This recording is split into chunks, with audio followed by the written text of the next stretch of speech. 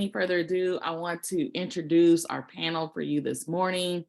We have Denisha Coco Blossom. She is the authoress of The Makings of a Project Queen. Love her. This is the book. You know, one thing you want to do is you want to support your folks. So I went and got the book. I'm still reading it. It is really, really blessing my soul. So please, it is anywhere where books are sold, on Amazon, Barnes and Noble, all the online platforms. Please go check it out. So y'all give it up for Coco. Woo, woo, woo, woo. And next, I have my sister friend. We go back. We actually have the same mom because her mom is my spiritual mom. And so I won't even say we're two sisters from different mamas. We got the same mama. I love her. She is the authoress of Today We Walk. None other than evangelist Latora Saxon is in the building. Boop, boop. And this is a tearjerker right here. It's gonna get you crying. And then myself, you know, I gotta come out and bring myself out, bring them out. I am the new authoress of Lead with Truth. Again, all books are available on Amazon, Barnes and Noble, any other platforms where they sell books. Please check us out. We are your 3 panelists for today, and we're gonna have some conversation about our book authorship journey. So let's go ahead and get started. Thank you, ladies, for being here, and good morning. How are you? Good morning. Good morning. Good morning. So glad to be here. Thank you for having us. Yes, yes. Wonderful, wonderful, wonderful. I'm going to just jump right into the sauce. I'm going to have each of you just really talk about what your book is about, how was it birthed in your spirit, and, you know, the why. Why did you go ahead and write this particular book? Coco, let's start with you.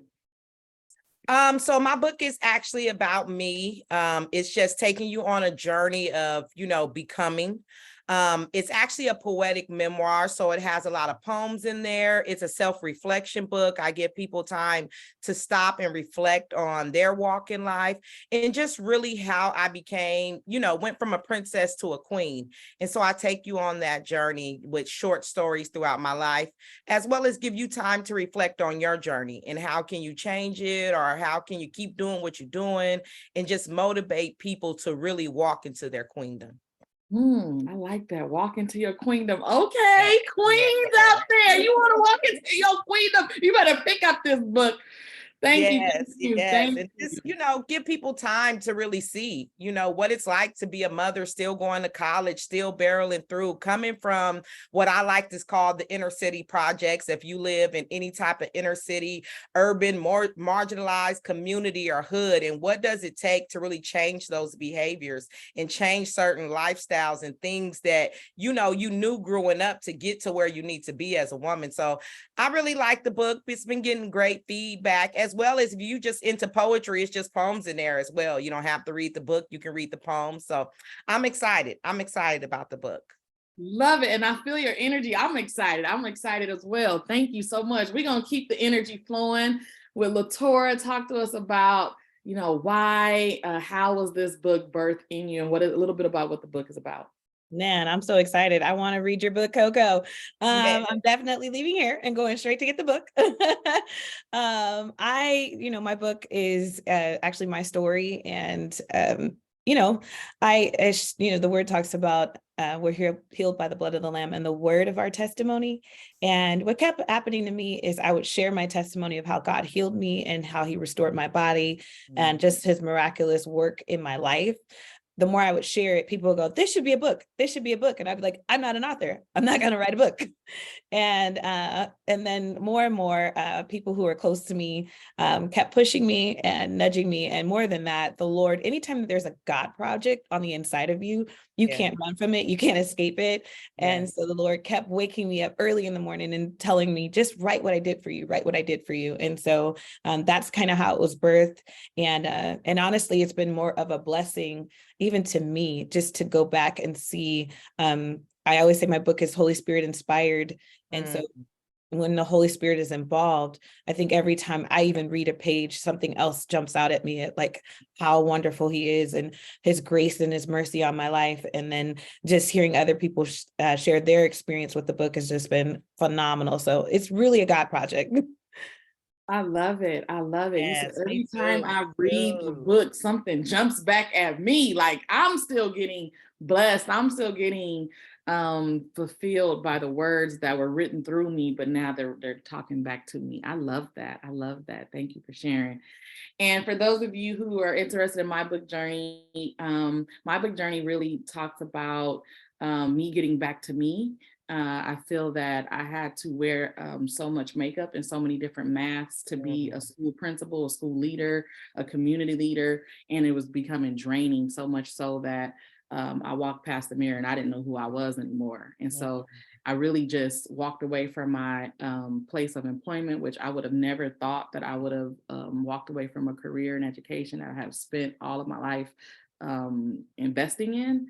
And during that time of just sitting down, it happened to be the year of the pandemic. So we all were in the house. And I just began to get it back to my core values. Like, who am I? How did God create me? What are my beliefs? What don't I like? What do I like? And then really started orchestrating myself and centering around like, I'm not going to do anything. I'm not going to sign up. I'm not going to contract. I'm not going to say yes to anything that doesn't align with who I am. Right. And so when I got this idea of leading with truth, it really is lead with the truth that's within you, like lead with who you are and others will follow. And so like, yes, I'm educated, but I am from the hood. And yes, I'm from the hood, but I'm also educated. Yes, I'm a mom, but I'm also an auntie and I love that part as well. And so all that you see with me really allowed me to get the tagline, which is I'm 100% myself 100% of the time. And so you either gonna like it or you're not, that's up to you, but I'm comfortable in my skin and I lead from this perspective of being true to myself. So I'm giving people permission to look at my story so that then they too can embrace their own core values and their own identities and begin to honor them, love them, embrace them, and lead from that piece. Yeah. So that's really how I got to lead with truth. It was some healing that was going on in that journey. I So love it. I just want to say Yes, kudos to yes. you as an author. Just putting out something that's so amazing and so great for educators, especially those who are like yourself that are, Black, strong, amazing, smart women with so much power. And you're just educated, you're just amazing. And so just to know that like just your example is there and people can show up and be their authentic self. Yes. And that's amazing. So kudos to you. And I thank God for the process that he sent you through, because I know that a lot of not just administrators and educators, but just leaders in general are going to be able to glean from, the nuggets that they're picking up from your book. Yes. Thank you, Queens. I love that. I love the affirmation. I love this energy that's going on here. Look at all this energy, this good authoress energy up here on this panel. All right, let's dig into what the people want to hear. What happened when you got the writer's block? How were you able to overcome the writer's block? How long did it take you to go from the start of that book to it being on the bookshelves and all the things in between? Talk to the people about the real, because the real is going to come once they start penning their stories. Who wants to go first? I'll go ahead and go first. It took me, I think, 5 years altogether. Like you, Dr. Q, I started during the pandemic when we was all in the house. When I started, I was just thinking a poetry book because I am a poet mentor educator and also associate director of a nonprofit out here in Sacramento. And we do a lot of poetry. And I always kind of use these same 5 poems that's centered in social justice. And so a lot of people wanted to hear other poems. And so I started just putting together my poems, but the Holy Spirit, as you said, started speaking to me and was like, well, maybe you should tell the story behind how you got that poem. And, well, maybe you should add on what it was like going to college, and so it started just kind of going together. During the pandemic, I was just writing. I just opened up a Word doc and just let it out. I wasn't worried about editing. I wasn't worried about how it sound. I just kind of let it out during the pandemic. And then I did get with a great editor, and we just tagging back and forth, and it turned into the great book that it is today. But I just started like, you know what? Let me open up a Word doc and just start typing. And like you said, I'm big with the Holy Spirit. I'm a Christian. I follow the ways of the Lord. So when I hear him speak, I'm the same way. Let's jump on it. Let's get with it. And so that's how writer's block though. actually got writer's block during the process. I think the hardest thing for me was tying it together, like just tying it together, like where am I flowing? But I don't think I necessarily got writer's block during the process. Nice. I think for me, so the question of like, what did you do when you hit the writer's block wall? I quit. So I would just be like, I'm done. I can't do it. I don't know. I don't want to write this anyway. Like, there's so many authors that I know that have been like, I was in the 3rd grade and I knew I'd be an author, or, I was a writer in college, or writing is my jam. And for me, writing is not necessarily my first go-to, you know what I mean? So at any first sign of difficulty, I was like, this ain't for me. This ain't me. And of course, you can't quit on anything that the Lord puts on the inside of you. And over and over, I just would get nudged, so every time I would quit, someone would come along and they'd say, I've been waiting on your book. And I'd be like, shut up. Or people would be like, like Kiana, she was one of my accountability partners and a person who was like constantly pushing me. And so she'd say, where are you at? And I'd be like, or, my husband was just annoying me. He would just be like, babe, you can do it. Like, it's real easy. Like, just do this, this, and this. And I'd be like, shut up. You've never written a book. So how do you know? And I was so offended. I was so offended that I couldn't get it done. And the type of personality that I am, I love a good challenge, and I'm very competitive, and I love to finish. And so coming into this space, which was so foreign, it really did require me to have such a deeper relationship with God. And really it tested my vulnerability. I think that most people, when they meet me, they go, man, you're not afraid of anything. Like I don't have like a rejection bone in my body. Like I can go places and get told no all the day long. But this book stuff, it brought out. So I was like, well, I guess I do got some vulnerable spaces that rejection is a real thing. And so that every time I hit a wall, I would quit. And then the Lord would just check me and be like, excuse me, did you not say that you would be a mouthpiece for me, that you would share what I did for you wherever I send you? And I'd be like, okay.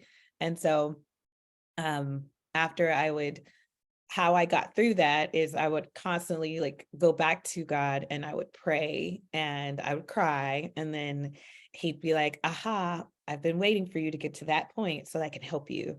And so it's been a real amazing relationship builder with me and Christ, because he was able to walk me through something that was very foreign, whereas I thought I had to do it all by myself. I just love hearing the behind the scenes of, this process of writing a book, because everyone has a very different journey. And that's what I've been really reiterating to our participants, is that your journey is going to be different, but it's always so good. It's like a juicy novel just to hear the behind the scenes of my good girlfriends and their journey. My journey was a little different because different from Latora, I always knew that I wanted to write a book. My major in college was journalism and writing, and I knew that writing and developing books was something that I wanted to do, because I learned in the 10th grade it was the one thing I was good at. And I remember asking God, like, my brothers are great athletes and my sister's beautiful and modeling, like, what am I good at? And I had my 10th grade honors English teacher, Mr. Parker. He submitted one of my poems to an HBO contest, and I won 3rd place out of all these different people who submitted their pieces. And my family got HBO for a year, and they were like, all right, we gotta take this writing stuff to the next level. So I figured out at 10th grade, like, oh, I'm good at writing. So I knew I wanted to write a book. And as I was beginning that process, I made some decisions, and I ended up getting pregnant in college. And my parents gave me the option. I was slated to transfer to NYU for their journalism program the summer that I realized that I was pregnant. And they said, well, you can have the baby, we'll take care of her, and then you can move on and go to NYU. I was like, I'm coming back and she's gonna be calling me by my first name. I don't need that. So I gave it up, and I did the next best thing, which was I love children. So I figured I would become an English teacher so I could teach them how to write, how to read. And so when God was like, you're gonna write the book, it was almost like he was giving me a second chance. It was like, so I took it really seriously, like, wow, full circle. At the time my daughter she was a senior in high school. So she was 3 months away from graduating. And it was almost this moment of like, whatever I said you're going to do, you're going to do. It doesn't matter how long it took you, but what I have for you is for you, and this is for you. And I know another thing that I had as a personal goal, there were several personal goals that I had, and one was to write a book before marriage, because I knew that I wanted this process of being a book writer to be to the thing that I was married to. And so I'm unmarried, and I was like, he gotta come. I'm in my 40s, Lord, he got to come soon. So let me hurry up and get this book out. So for me, I was like a mad truck, just writing. I had a writing cadence. It was the thing that I was married to.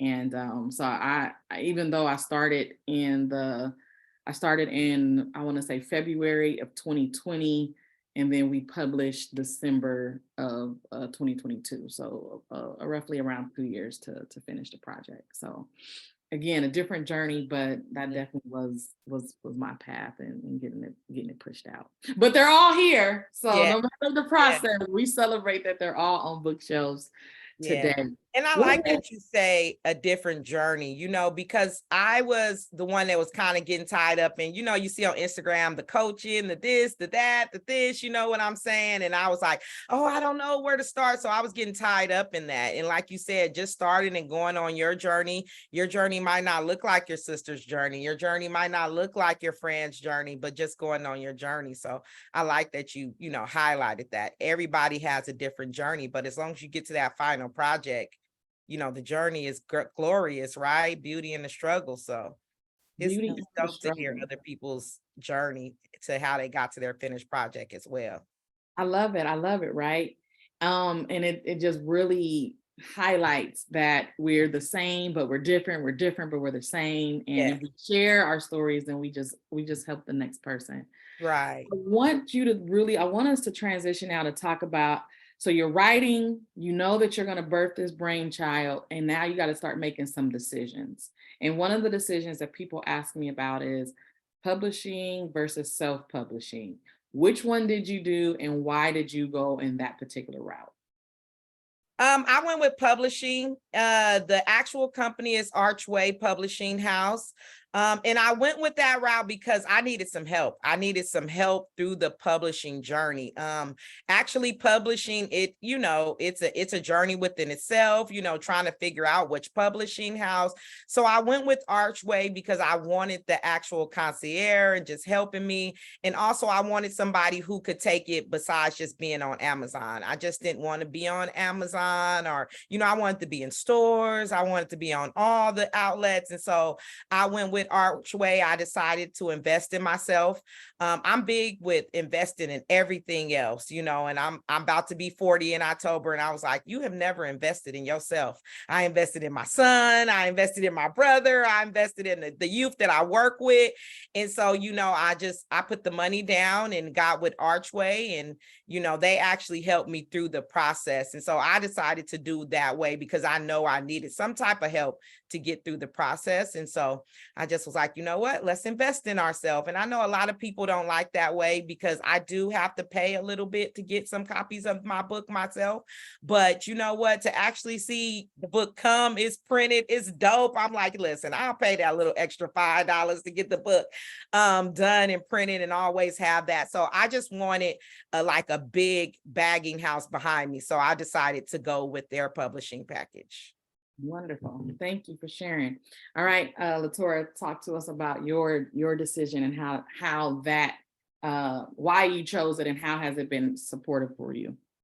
Well, you know, I think that, like I said, I feel like I'm a very unconventional writer. Everything that I've done, it's always been kind of mixed up. So I started writing the book, and then I didn't have my ducks in a row. So like I just felt led to write, and then at every turning point where I needed something, God would send me help. And so like I couldn't get the you know, I have ADD moments. I'm not diagnosed, but I'm sure it's there. And so I would call my friend, Dr. O, and she actually helped me to kind of flesh out, because I would get so caught up. I would have so many fast thoughts, and I couldn't get my thoughts down on, you know, I couldn't pin them fast enough. And then so grammar and just like where to put a paragraph and all of that, that would just like completely, build a roadblock. So I couldn't get past that. So he would send someone help. So Dr. O helped me tremendously with like, okay, well, let's talk this out and okay, there should be a comma there. Oh, okay. So that was helpful. And then as I kept going along, I finally had this finished product, and I had a really amazing editor who also was Holy Spirit led, who prayed for the project and all that. And so I had this amazing finished product, and I was going to publish or not to publish. That is the question. and I had my cover was done. I was blessed with like a really amazing person who did the graphics, and then I had an amazing photo shoot and like all these amazing gifts going towards this project. So I remember asking one of my friends who also is an author, and I was like, so why did you choose a publisher? And he said, well, I didn't have the financial, backing up front to kind of do it on my own. And I didn't have a bunch of stuff. So it was good for me to get a publisher. And he was in the education world. And he's like, it makes sense for me to have that sort of backing so that I would have a presence in the marketplace that I want to be in. And so my thing was like, I'm not trying to get anywhere. I just want to be obedient and finish this project. So I said, it's already been funded. I don't necessarily need to get a publisher at that time. So I'll just self-publish. And so it was during a pandemic when it happened. So I self-published, and it was phenomenal because it did give me like the ability to kind of flesh out the process on my own. So that was really special. And then fast forward, the book has been out now on Amazon, and I've gotten a literary agent who's like, yeah, now we can actually, kind of put this back out, rebrand it, so I'm seeing both sides. And so now having a literary agent, she's making me back engineer my book, which is really frustrating for people like me, because I'm like, I'm already done. I don't want to do anymore. And so, but it's really healthy. And it really does remind me of like the scene in Drumline where the dude he could play the drum so well, but he couldn't read music. And you respect your craft much more when you have actually had to go through the process of learning something. And so for me, I feel like going through this process with my agent of like kind of dissecting my book and how did I get here and why did I do this and storyboarding. And I'm like, it's already done. Why do I have to storyboard it?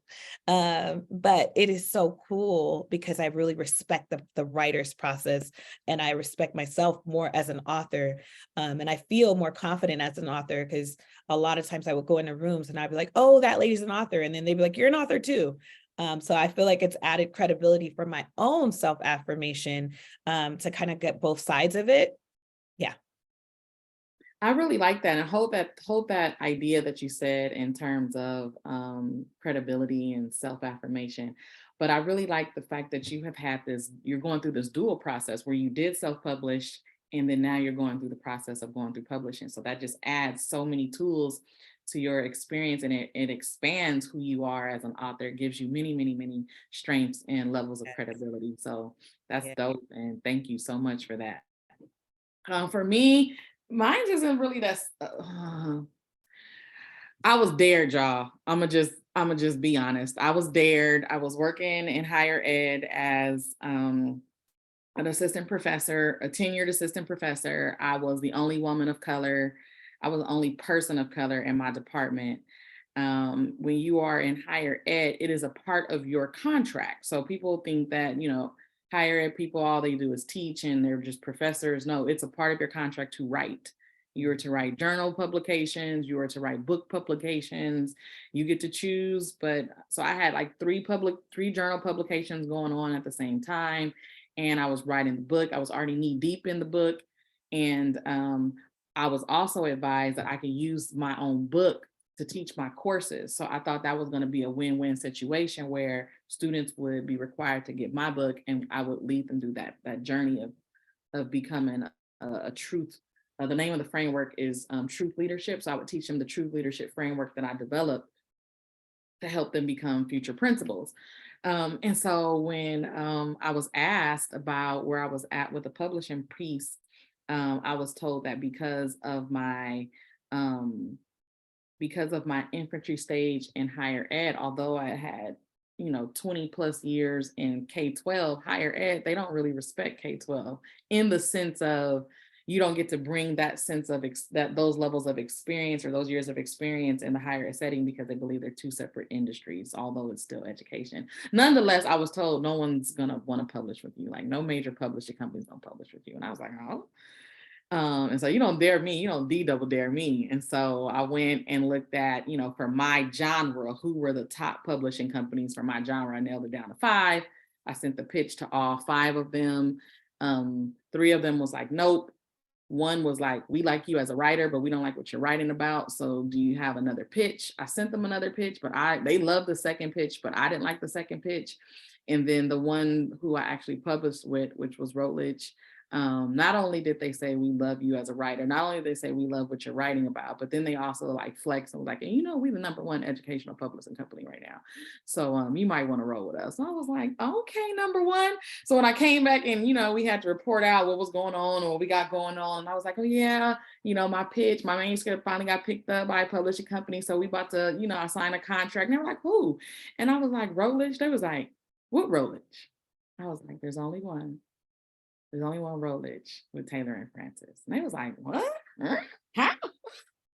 And I just sat there like, Lord, let me shine in the midst of dark places. And so it was just my pride. I'm not going to even front. It was my pride. Is how I got to where I went. It wasn't something I did intentionally. Word. Right. We have a question in the chat, and it's what advice do you have for a new author, particularly for a fellow Black woman? Who wants to take this one first? When it comes to writing a book, what advice do you have for a new author, specifically for a new author who is a Black woman? I think, I can only speak for myself. One of the things that I feel like my superpower in my writing process was my ability to be my own authentic self. Like I just felt like I have to be true to myself. And I was encouraged to do that.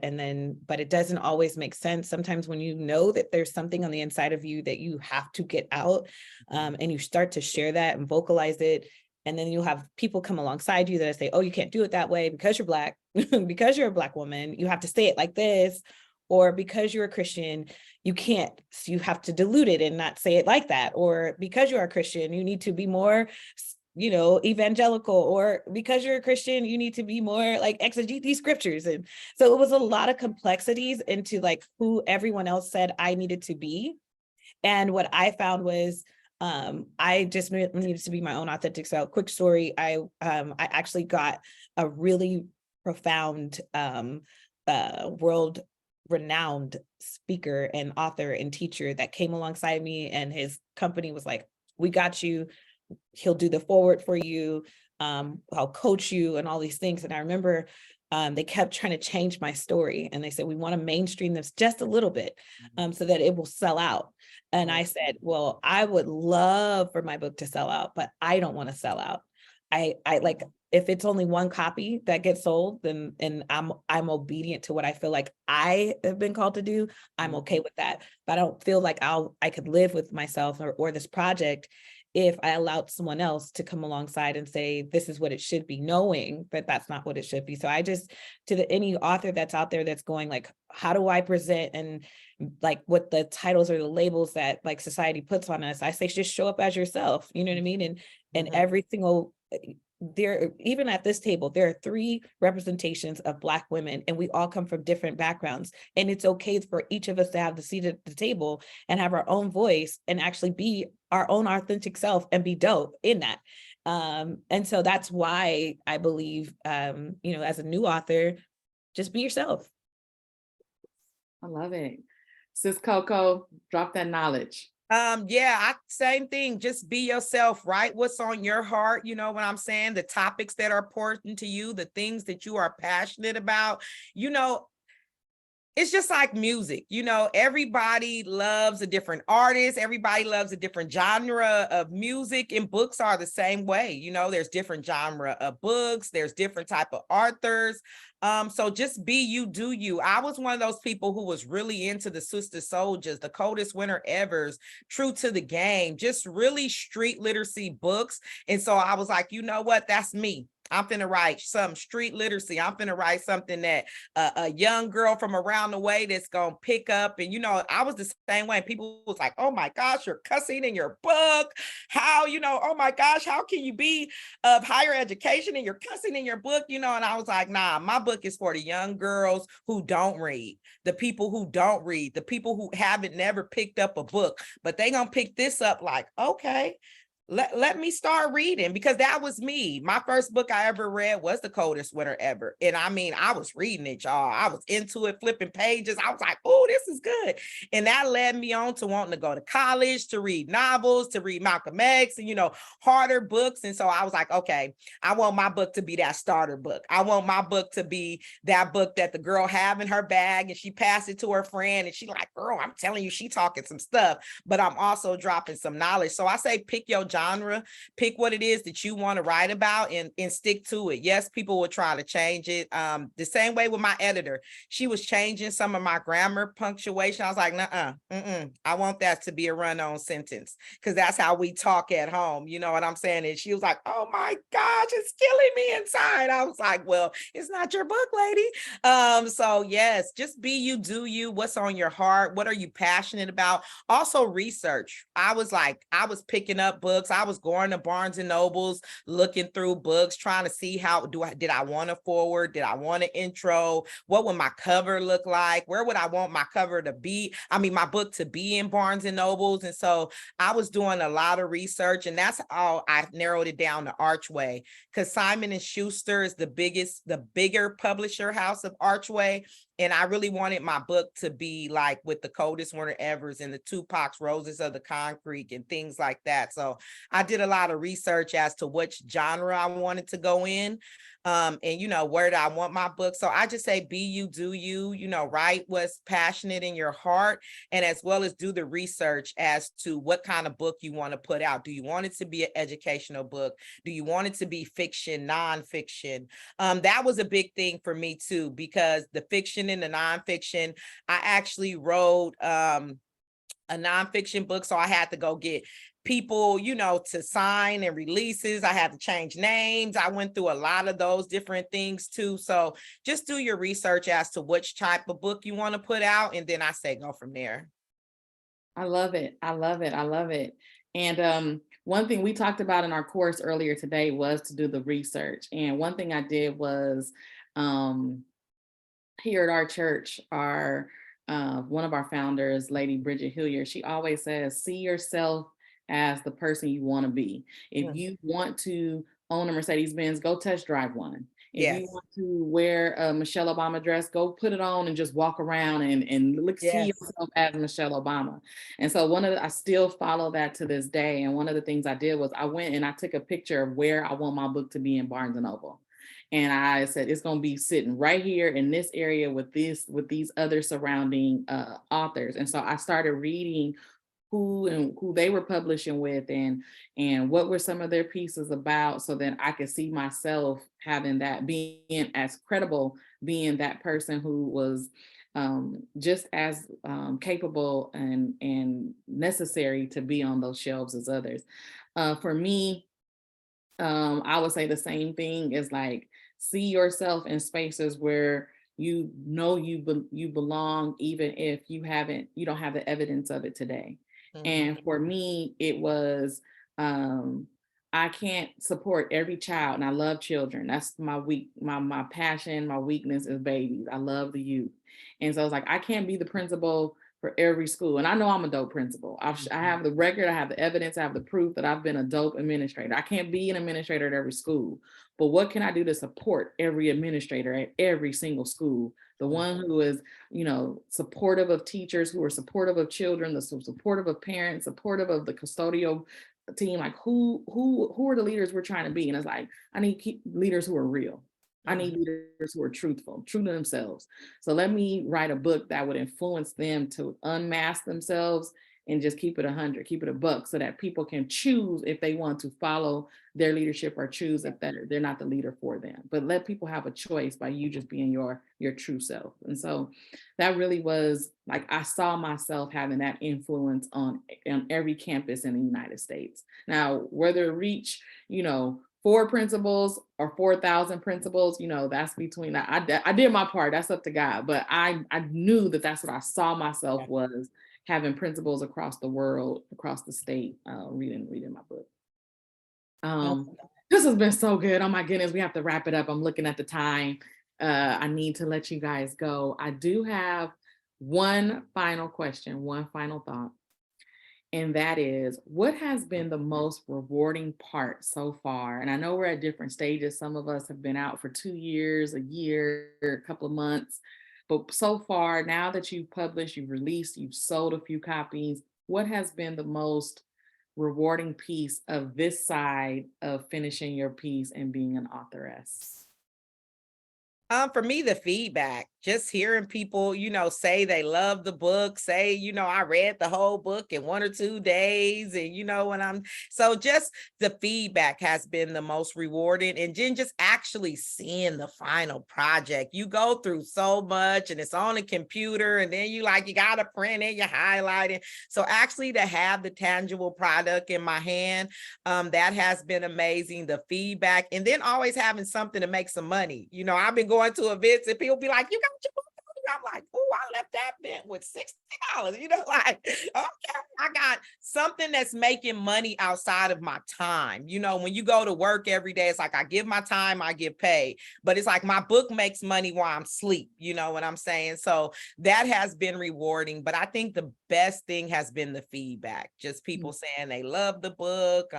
They're sharing the book. And so it just let me know that all the sweat, the tears, the crying, the praying, all that has really, went to a good cause. So that has been the most rewarding thing for me. Thank you. LaTora? I'd say just, being able to show up as myself, and finish the project the way that I feel like God wanted me to. That's been super rewarding. As mentioned before, the person that was helping me, I ended up not having that person be the forward for my book, which was I thought was going to be devastating. And then a good friend of mine, Mr. Kenny Lattimore, actually did my forward for me. And it was love sent, and it was so beautiful. I was like, wow, that was who was supposed to do that. So that was amazing. And then my book was designed actually to help people who were dealing with paralysis, actually physically, who are like me, who have had something medically happen to them, spinal cord injuries. I mentor and coach people who are dealing with paralysis, right?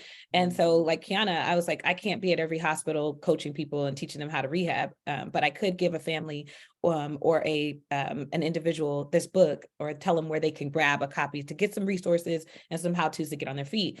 And so what I love is that it's translated into other genres where men have been like, this is I looked at your book and was like, I just bought this because my wife told me to, but this is the best book I've read. And I'm like, wow, that's cool. Middle-aged dudes are reading this book. And, so just different people, like you said, feedback from folks that are like, I believe more, or I want to try harder, or I'm going after my dreams, my goals.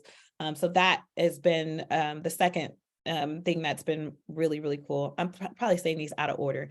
Probably the most important thing is my daughter and my kids. I have 2 kids, CJ and Naila. They are my miracle babies, but watching them light up with just the wow, mommy, you did it. And then them talk about their own dreams and goals. I just realized that me stepping out and something that was scary for me and completing it really did build a bridge for them to walk on, so that they can do scary things that will take them to their greatness or whatever. So yeah. I love it. I love it. Thank you both for sharing. I would say the most rewarding part for me, my editor and we decided that I was going to do a 12-month book tour. I don't know why I said yes to that, but that means that I am physically in a different city and state every month.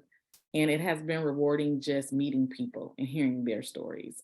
It has crossed over genres. I tell people that I'm telling it through the lens of a principal, but it definitely has crossed over to telling your truth as a leader in any industry. And so people feel so like, you get me, you get how hard it is to be at the top. And so just hearing people share their stories, and I'm like, wow. And we people I've never met, hugging them and praying with them and crying with them as they celebrate their freedom of being themselves. That has been very rewarding, and meeting people all over. I would also say yes. Just being able to have something that people desire. Like when I go places and people are very similar to you, Coco, hey, can I get your book? Where's your book? Did you bring your book? And I'm like, it's just a family picnic. I didn't know I was supposed to bring my book to the family picnic, but okay, I got something in the car. So that has been really rewarding and very similar to you, Latora. I have a daughter who is an artist. She's in the music industry, and we've been able to share stories and inspire each other as we are both artists creatively. And so she has read excerpts from both of your books, and she has decided that she is going to try a hand at poetry, Coco. So thank you for inspiring her. And so she's supposed to be we went to a spoken word event, and the feature really she connected with the feature, but then she was like, Auntie Coco should have been here. She would have been the best if she would have been here. So I'll tell her I said I'll tell her that you just think she's so dope, and next time she's in Houston, she needs to grace the stage. But I met the be there for Thanksgiving, so I'll make sure I'll come see you all because I'm coming down to see family. So I'll make sure I'll come by and see y'all. Okay. And so anyways, just like me connecting with other women like yourselves and her being inspired. Latoya, you taught my child how to drive behind my back. He wasn't supposed to, but so just really, I have been blessed in this panel and in this session, just to say, like, not only are we sisters, are we friends, but we are authors. We have a story that we have told, we're sharing. And I am just so blessed to have both of you share this space with me. So thank you so much. Thank you. Thank you for having me, sis. Thank you for calling me and, having me be a part of this journey with you. I'm excited for all of us. Yes. Any final thoughts before we hang it on up? No, just thank you for the space, for providing this space. I wish this space was available to me when I was going through my writing process and journey, to hear just this amazing feedback from both of you. And so I just want to encourage the writers who are viewing this that don't quit, keep going, just finish. That's all you got to do. Just keep going and finish. Yeah, There's always a resource. You can Google is your best friend. Yes. And so we will keep writing. I just encourage everybody to keep writing. If you have a passion and you feel it burning inside of you, just open up your computer, your Word doc, Google Doc, and just start, and everything else will fall in place. I love it. And I'll just echo what both of you said. Keep writing, don't quit. Like, just keep writing, don't quit. So that is our time, beautiful people. Those of you who are watching, please, again, you can grab Today We Walk. You may grab the Makings of a Project Queen. Love it. And then you may also grab Lead with Truth at any of your book outlets. We would love your support. And please contact us. All of us have websites, and I'll be sure to put them in the YouTube channel so you can have access to our websites. Thank you, ladies. Have a beautiful, beautiful Father's Day weekend, a beautiful, beautiful Juneteenth weekend. I love you, and be blessed. Mwah. Wow.